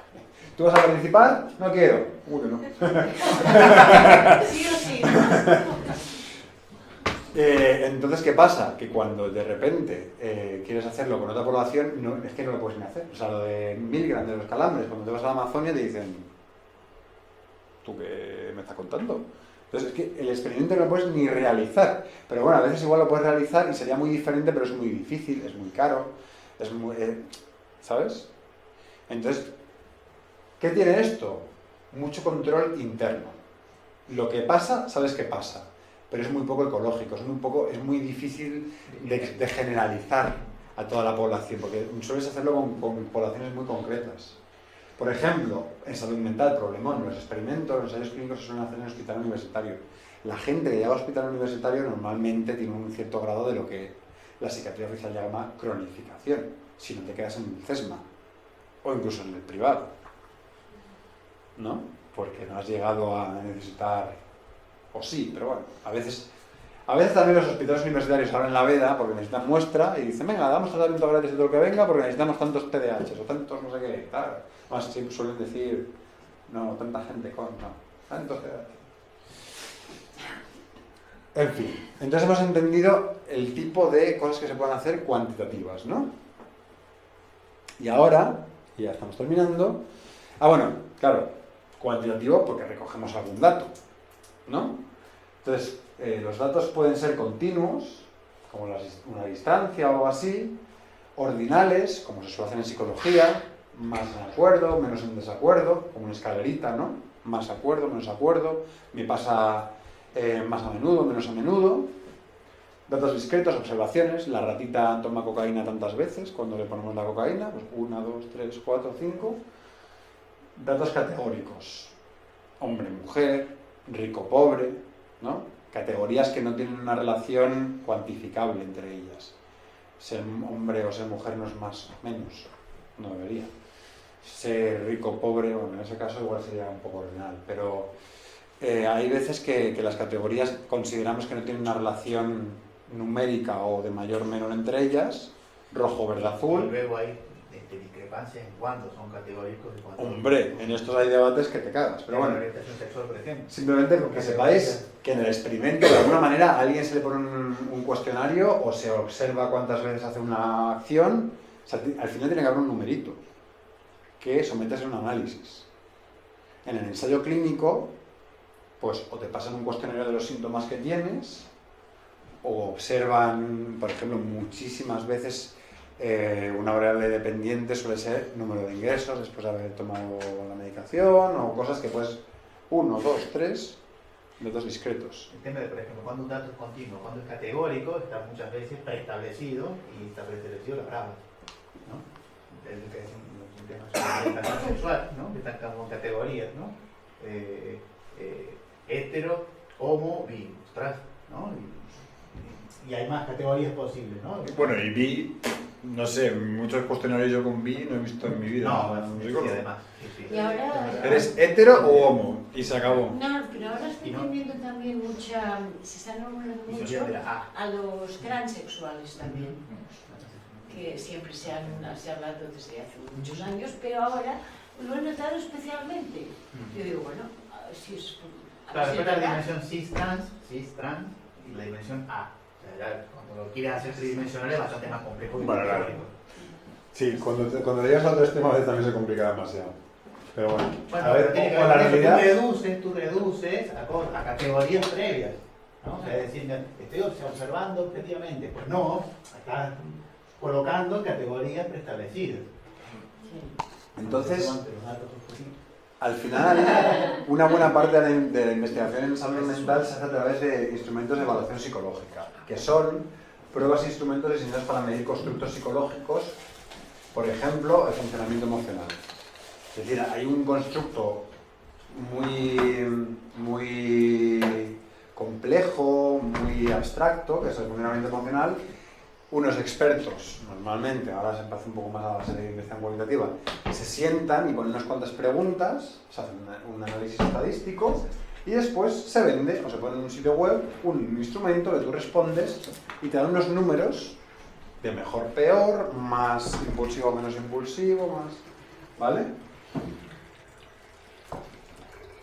Y se pueden crear instrumentos. De hecho, los psicólogos tenemos que hacerlo durante la carrera, pero bueno, hace falta análisis estadístico para ello. Las variables son cosas que las personas o cualquier entidad modificamos, ¿vale? Se pueden modificar.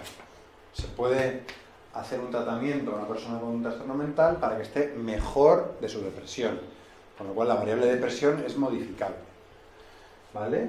Las variables dependientes, que hemos hablado un poquito, ahora ya vais a entenderlo un poquito, son las que estamos midiendo. En salud mental, hasta hoy, han sido en 99,9% síntomas. Y esos síntomas a veces van agrupados, entonces hacen una subescala, un grupo, una dimensión de depresión, ansiedad. Aunque la depresión son varias cosas. La depresión es falta de hambre, dificultad para conciliar el sueño, pero ellos cogen y dicen, esto es depresión. Y al final dan una puntuación. ¿Vale? Eso es una variable dependiente. ¿Por qué? Porque depende de otras cosas. O sea, la depresión depende de tu vida, evidentemente, pero sobre todo para el estudio científico de que te hayan hecho el tratamiento o no. Ellos asumen que si te hacen un tratamiento, tu depresión deberá mejorar, deberá reducirse el numerito. Por eso es una variable dependiente, porque depende de factores que le van a influir. ¿Sí? Después están los controles experimentales, aislamos las variables importantes y tratamos de manejar los efectos de la variable de confusión, y al definir cuidadosamente nuestras variables independientes y dependientes podemos reducir la... Me he comido una diapo, perdón, que es la de variables independientes. Variables independientes es lo que el investigador manipula. En salud mental normalmente es el tratamiento. ¿Vale? Sobre todo las variables independientes que convertimos en factores que de alguna manera aleatorizamos, tratamiento o no tratamiento, es una variable independiente. Y después hay otras variables independientes que vienen dadas. El género, la clase social, esas no las manipulamos. Vienen dadas. ¿Vale? Hay unas variables independientes manipulables, si te doy o no te doy el tratamiento, si te pongo en el grupo esto o en el grupo aquel, y otras que son como son. El género a veces influye, bueno, se cree que de alguna manera influye en el nivel de depresión, e incluso en la manera en que respondes al tratamiento. Con lo cual es una variable independiente que hay que tener en cuenta, aunque no sea modificable. Hay que tenerla en cuenta, porque se supone que a una mujer no le va a hacer igual el efecto de tratamiento que a un hombre. E incluso sin tratamiento de por medio, aunque sea en un estudio observacional, en la calle tendremos a encontrar más mujeres con depresión que hombres con depresión. Muy discutible, cuando hacemos investigación cualitativa vemos que no es oro todo lo que reluce. Y que la depresión masculina igual es que coge diferente forma, pero como los que han hecho los cuestionarios han solido ser hombres, pues ha habido un cierto sesgo de género, que nunca se puede saber que existe por métodos cuantitativos, pero esto es otra historia. ¿Qué es un dibujito? ¿Eh? ¿Dibujito qué? Ah, vale. ¿Control de variables? Bajo control. Llama variables. No sé. Y aquí está el tema de la asignación aleatoria. Los experimentos se asignan aleatoriamente para que los participantes en las diferentes condiciones estén en la misma proporción de todas sus características relevantes, ¿vale? Y las irrelevantes también. Aleatorizando y con mucha gente lo que consigues es tener grupos que son equivalentes. Y entonces a unos les das un tratamiento, a otros no, y asumes que el tratamiento es la única diferencia que puede haber para la variabilidad dependiente, depresión, ansiedad, bienestar también, ahora se está empezando a medir, desde un punto de vista un poquito dudoso, pero bueno, ya es un avance, ¿no? Que se deje de solo medir malestar para medir bienestar. Vale, y ya estamos terminando. Esto es un intento de hacer un continuo cualitativo. En lo cualitativo no se puede hacer la flechita, es imposible. Entonces intenta hacer esto cuanto más oscuro, más cerca, cuanto más clarito, más cerca está de lo cuantitativo, y cuanto más oscuro, más lejos, ¿vale? Pero no es muy fácil. Entonces aquí tendríamos la codificación. Por ejemplo, coger conversaciones y simplemente con una clave de codificación vas cogiendo, esto es felicidad, esto es infelicidad, esto es... Pero tú ya tienes una malla previa, tienes unas instrucciones de lo que tienes que ir codificando y además la asignas y vas observando cuántas veces aparece. En la conversación de hoy hemos hablado tantas veces de felicidad, tantas veces de infelicidad, tantas veces de salud mental, tantas veces de... Y simplemente cuantificamos cosas sin utilizar un cuestionario, con conversaciones más o menos libres, igual a veces no, las preguntas también pueden estar predeterminadas, pero cuantificamos el material narrativo, ¿vale? Se graba una conversación, se cuantifica. Se puede hacer análisis de contenido, que ya hay un proceso un poquito mayor de elaboración, o un análisis temático, en el que ya se habla de conceptos, de contenidos, o incluso de temas, ¿no? De temas ya un poco más generales, y se acaba también de alguna manera cuantificando, o por lo menos se habla de más menos, de cosas, de correlaciones incluso, ¿no? De que, en plan, si saco el tema del género, suele aparecer también el tema del machismo, ¿no? Es una correlación, pero hecha desde un punto de vista cualitativo, porque la conversación ha sido más o menos libre, ¿no? Bueno, no tanto, porque todo venía a cuento de estas diapositivas, pero bueno. Pero simplemente se suele hacer transcribiendo textos de conversaciones, de entrevistas, de grupos focales, ¿vale? Aquí no hay cuestionarios, no hay ratitas, no hay nada de eso, ¿ok? Análisis conversacional es muy complejo y se suele medir los tonos, las intenciones de la conversación. Esto tiene mucho más que ver con el debate, ¿no? Y esto hay mucho, o sea, yo nunca he hecho ningún estudio de esto, pero he leído por curiosidad, porque es muy interesante. Por ejemplo, hay gente que hace estudios de conversaciones de políticos y de cuando debaten, qué quieren decir los tonos de voz, las subidas, las bajadas, las pequeñas agresividades, qué significado tienen al final en el sentido de toda la conversación o de todo el debate político. Es muy interesante, simplemente por curiosidad. Es verdad que salud mental se utiliza muy poquito. Algunos psicoterapeutas hacen análisis conversacional del proceso psicoterapéutico, pero no hay muchísimo, ¿vale? No es un tipo de investigación que sea hiperdominante en salud mental. Análisis del discurso tiene que ver, este tiene mucho que ver con la ideología, ¿vale? Este inventó Foucault, bueno, fue uno de sus primeros promotores, y tiene que ver con las ideologías que subyacen a los discursos sociales. Esta gente igual lo que hace no es tanto... Sí. La gente que hace... No, ya está, es otra diapositiva y ya está. En análisis de discurso muchas veces lo que analizan son artículos de periódico, libros, ¿vale? Va sobre no discursos de personas, sino discursos sociales. Entonces, por ejemplo, esta gente a veces se pueden analizar artículos de psiquiatras y ver de qué manera hablan y por qué hablan de esa manera. Este es el análisis fenomenológico, que va mucho más de las experiencias. Y aquí en medio está la Grounded Theory, que es una cosa que ya os explico otro día porque es un poquito complicada, ¿no? O sea, no, tiene más que ver con estas, pero digamos que no hay ningún apriorismo. Es una especie de análisis de temático y contenido, pero sin precategorizar absolutamente nada. Tabula rasa desde el principio. Sin inventarse las categorías previas a dónde vas a clasificar.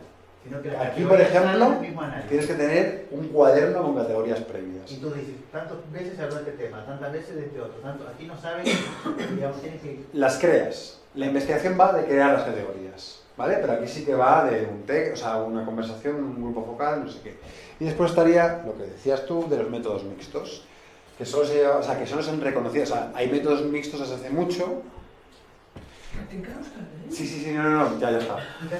Pero hace poco que se han reconocido como una manera de investigar, se combinaban, pero bueno, se hacía lo cuantitativo y lo cualitativo, y hace poco se ha empezado a combinar. Y con esto y un bizcocho... Tots cap aquí, tots faig una foto del un